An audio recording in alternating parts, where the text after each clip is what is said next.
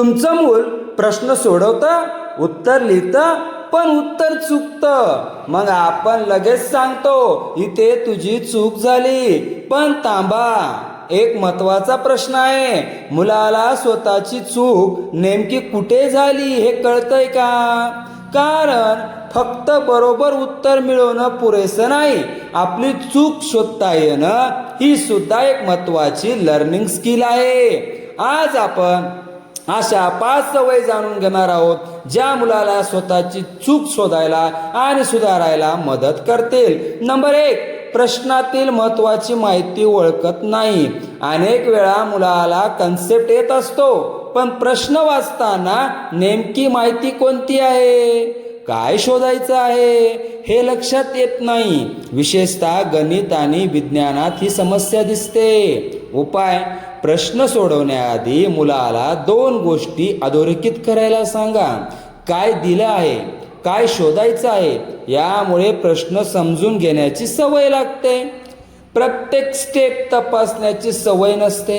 मुलाने प्रश्न सोडवला, पण मध्ये कुठे चूक झाली हे शोधण्यासाठी पुन्हा पाहिलंच नाही.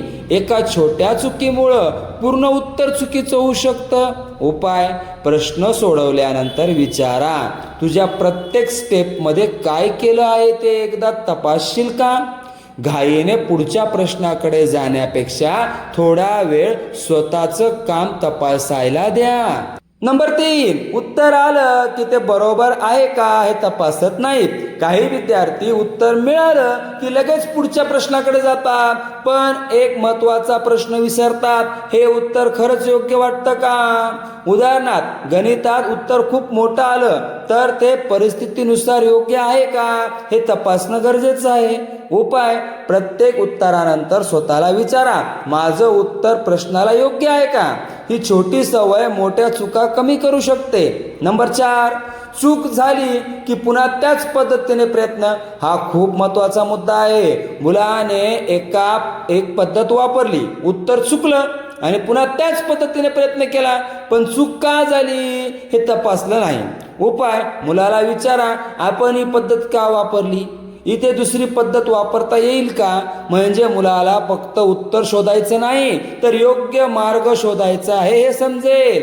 नंबर 5, माझी चूक कुठे झाली हा प्रश्न स्वतःला विचारत नाही. ही सवय सर्वात महत्वाची आहे.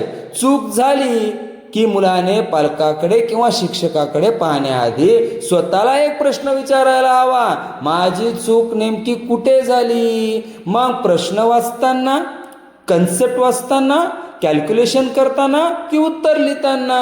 उपाय: चुकीच्या प्रश्नावर एक छोटं एरर नोट तयार करा. उदाहरणार्थ, चूक, प्रश्न नीट वाचला नाही, राईट. सुधारणा, प्रश्न 2दा वाचणार. अशा छोट्या नोंदीमुळे मुलाला स्वतःच्या चुका ओळखायला शिकता येतं. प्रिय पालकांनो आणि विद्यार्थ्यांनो, चूक होणं ही समस्या नाही, पण ती चूक का झाली हे न समजणं ही खरी समस्या आहे. म्हणून मुलाला प्रत्येक वेळी ही तुझी चूक आहे असं सांगण्यापेक्षा विचारा, तुला काय वाटतं, चूक कुठे झाली? कारण उत्तर सांगणारा विद्यार्थी प्रश्न सोडवतो, पण स्वतःची चूक शोधणारा विद्यार्थी स्वतःला सुधारतो. तुमच्या मुलाला प्रश्न सोडवताना सर्वात जास्त अडचण कुठे येते 1 ते 5 मध्ये कमेंटमध्ये नक्की सांगा. हा व्हिडिओ प्रत्येक विद्यार्थी आणि पालकापर्यंत नक्की शेअर करा. अशा स्टडी स्किल्स, फाउंडेशन लर्निंग आणि स्टुडंट डेव्हलपमेंटसाठी सक्सेस फाउंडेशन अकॅडमीला सबस्क्राईब करा, फॉलो करा. धन्यवाद.